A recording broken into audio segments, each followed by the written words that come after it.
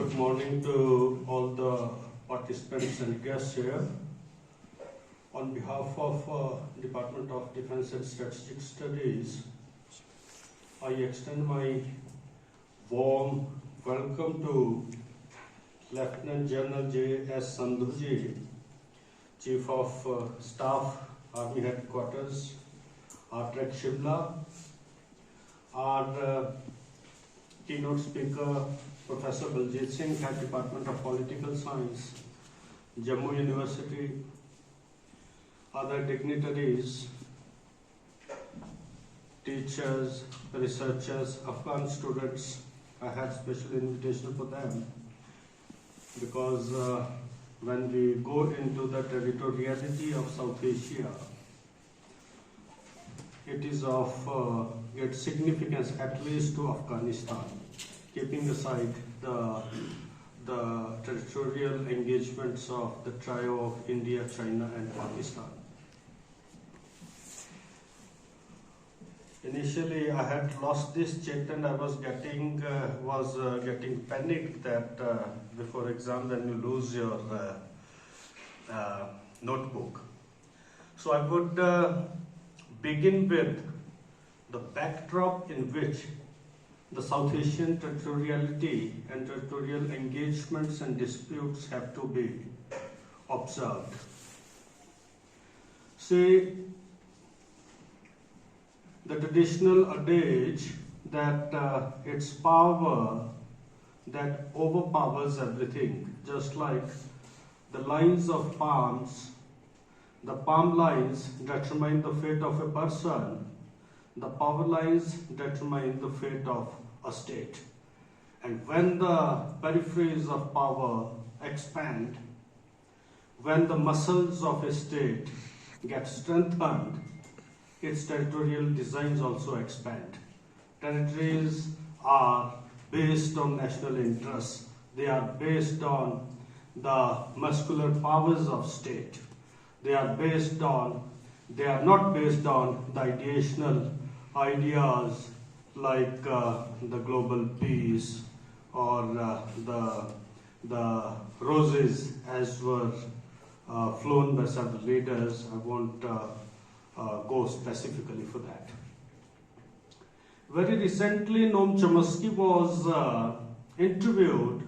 He is a very prominent public speaker, a psychologist, a political scientist. He was asked what is the major challenge of 21st century.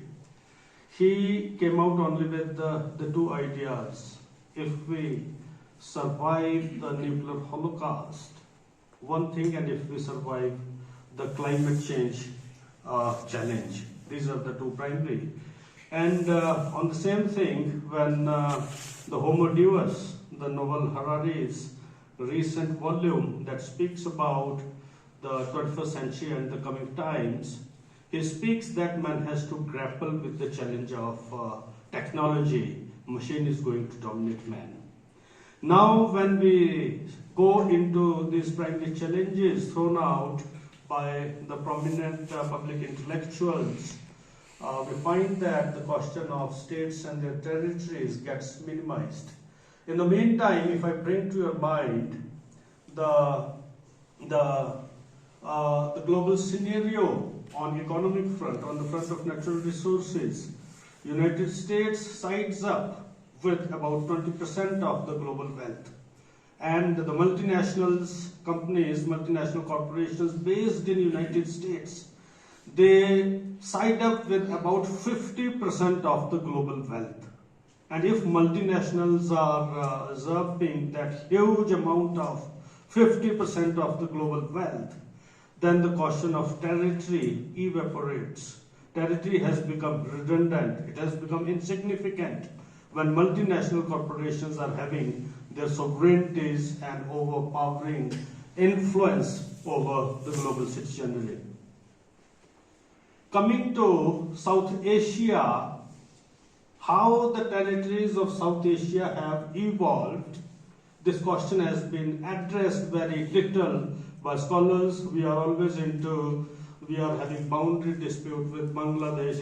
We have 7,000 kilometers long boundary, about 3,400 kilometer long boundary with Pakistan and China, and 600-700 kilometer with Bhutan, and all that, those territorial the interfaces with the neighboring states. We are only into that. How these have evolved is a fundamental question. Only then we can understand the territorial engagements in South Asia.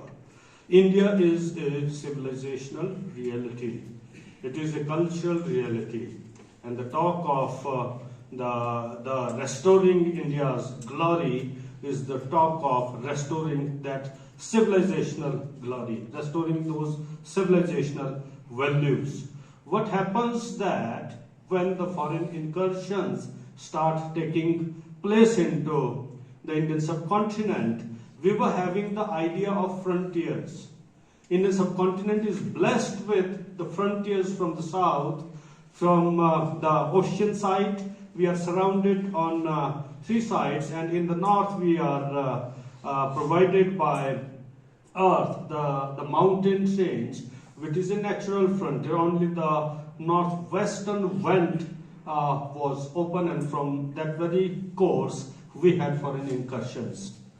So till the foreign incursions, we were having the idea of natural frontiers, and the subcontinental ganas or janpads that we had, 15, 16, 17 or 11, 12, interchanging numbers that we had in the past, they were, in the meantime, they were sharing the civilizational and cultural elements, and in the meantime, they were having their territorial identities too.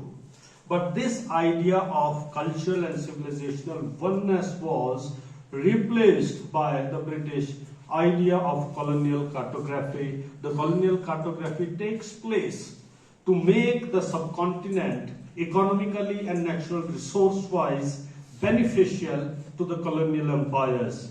It was just like the dividing or the division of Indian subcontinent by the Portuguese, by the French, by the British, and the natural resources of this subcontinent were looted like anything.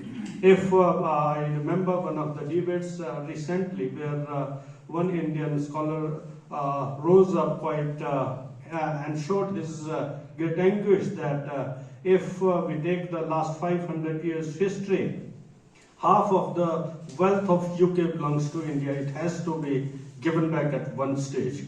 The things are changing. The wheel of history idea of Ram Manohar Lohia is taking place. By 1500, 15th, 16th century, India was the largest GDP power of the world. India was not by map-wise or territory-wise, India was not an identity. But if we take in the subcontinent as India, then medicine table tells that by 15th century, India was the largest GDP power of the world, followed by China. Then in 16th century, China overtakes, and after the Industrial Revolution, India and China are thrown back to the current situation. But now the things are changing. 21st century belongs to Asia. China has already left US behind. India is not far behind. The IMF report says that by 2050, the 3 biggest economies of the world would be US, China, and India. The wheel of history is taking place. How the Indian territoriality in South Asia takes place, and how Pakistan, India, Bangladesh, and the other smaller states got their territorial identities has to be seen from the kaleidoscope, from the lens of the theories of nationalism. The Indian theory of nationalism was pan-Indian civilizational nationalism, the cultural nationalism that takes Indian subcontinent as a singular identity. This is the Indian theory that is being right now propagated by several people. I won't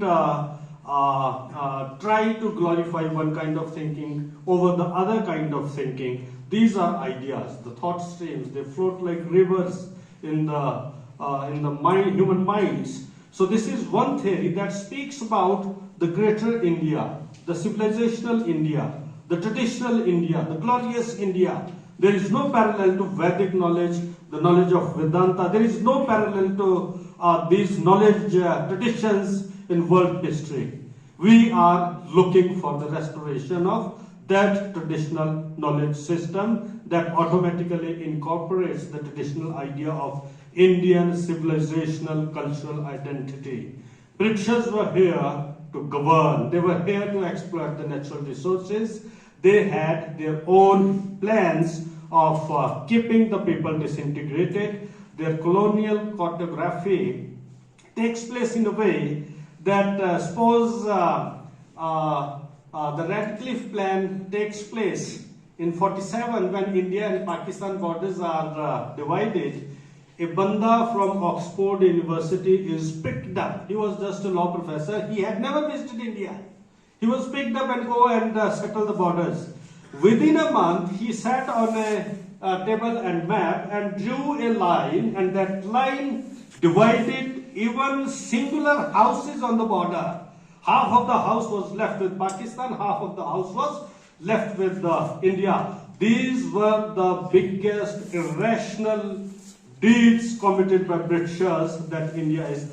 They had no interest. When Churchill was asked about the vision of India, he said this is part of our great game that they were playing with the communist horror from the north. This was part of their great game policy. India has to be divided. What happened with Durrant line? It was drawn somewhere in 1892. Half of the Pakistanistan was dropped with Pakistan, half was dropped with Afghanistan. Today, what Pakistanistan was under Durrani, I think. It was a singular state. They are having ambition of that old Pakistanistan, a unified state in the outside of the ambit of Afghanistan and Pakistan.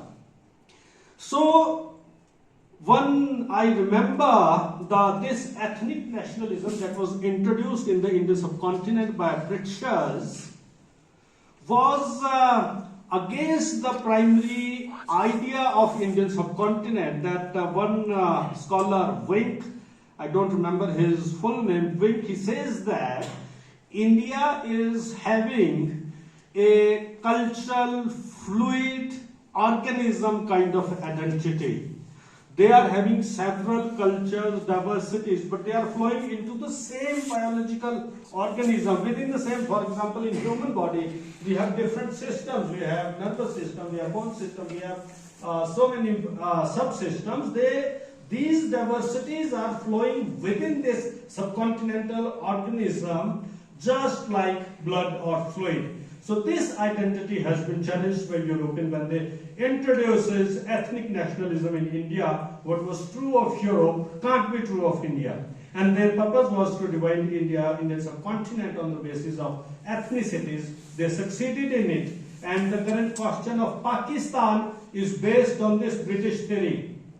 The pan-Indian civilizational nationalism that we conceive of was dropped aside, and the ethnic nationalism conceived by the Europeans was picked up. Pakistan was made on the basis of religion. Now the incomplete job is Kashmir has to be taken on the basis of religion. This irrational nonsense of Europe can't be applied in the Indian context because the Indian reality, the civilizational and traditional reality is different.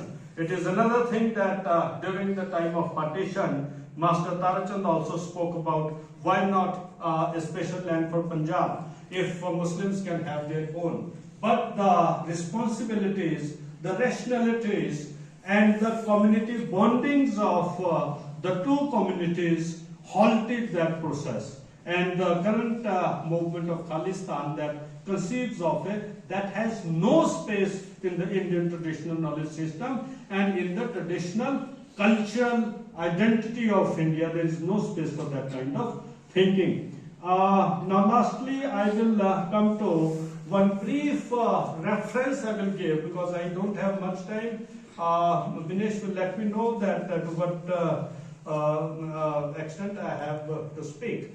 I will come to the primary territorial engagement of India with China. We are having a long civilizational coexistence without any history of conflict.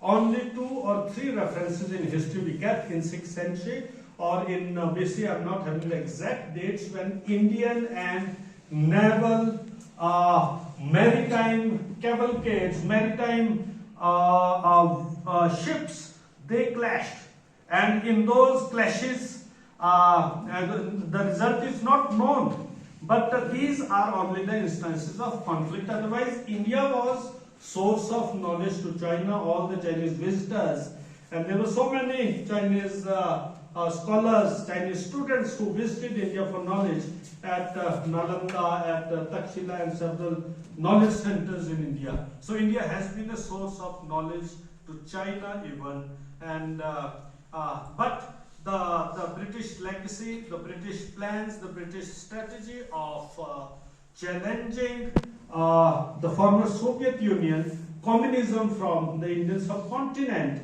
forced them to tackle the Indian subcontinent differently. In 1865, we normally go for Shimla Agreement of 1914, when the McMahon line was drawn, and it speaks about northeastern area, the Assam territory, Nepal area only. The area of Ladakh is left. It was never dealt by this line. And the major line that was drawn by the British against China was Johnson Line. It happened in 1865. Johnson was an official with Archaeological Survey of India. He went to the area, conducted field surveys, and then Johnson Line was drawn. This line incorporated Aksai and several areas to the south of Xinjiang district of China. This was incorporated in India, but China was not willing to accept this expansion. And then there was another commission that was the McDonnell Commission. 2 persons were there. In 1899, another line was drawn. It was south to the Johnson Line. British kept silent over this. Till 1959, they kept silent over this line. Sorry, not British, Chinese. And that means that they had a de facto approval for McDonnell line that was quite close to the LAC that we are right now having. LAC was given by Chairman Lai, Chinese Prime Minister, in 1959. That we have to stuck up to the lines that we are having in our control till 1959. But China had entered and intruded into several territories. Nehru refused to accept that proposal, but the things remained there, and 62 happened, and we all know that there were several follies. The General Thimayya's recommendations were turned down by Nehru, and the Menon, the boss who bossed even the Nehru government, his ideas prevailed, and so many follies were committed by the government that was holding the things. One important thing, very few people know, that even Pakistani President Ayub Khan in 1959, he had proposed a defense alliance with India. Because China not intruded into Indian territories first. China first intruded into Karakoram and Pakistani occupied Kashmir. And Ayub Khan found that they can eat us like anything. We don't have resources. They went for Central, they went for Baghdad Pact, and in the meantime they contacted Indian government, but Nehru refused. We were under the huge temperature, or I would say fever of NAM.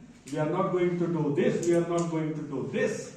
There was no strategic reality that landed as a wisdom on Indian strategic thinkers and people who were holding the primary positions. So these were the follies that led to the 1962 catastrophe. It was not such a big catastrophe. It was a small event. Only I remember 4,400. The people may correct. I don't have exact data. Not more than 4,400 casualties we had in 62.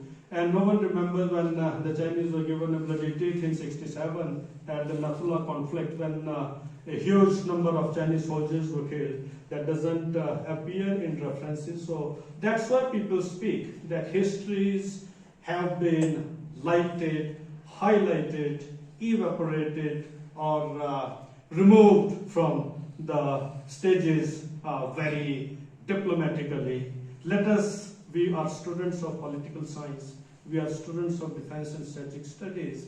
This is the primary duty to apply our rationality and come out of the ideational overtures of different organizations, come out of the dominant ideological structures.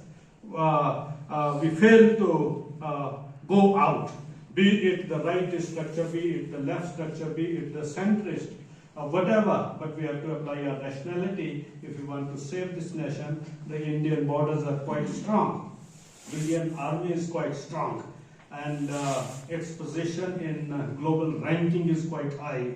So we believe that we are quite safe here, and let us not fall to the colonial cartography that has been imposed on us, and have a clearer view about the South Asia and its border engagements, and have an understanding of these things. With these words, I will conclude my welcome address. Once again, I welcome Lieutenant General J.S. Sandhuji, our keynote speaker, Professor Baljit Singh, and valedictory speaker Amarjit Ji, Colonel Vijay, and the rest of the dignitaries who are here. Thank you very much. Sir, namaskar.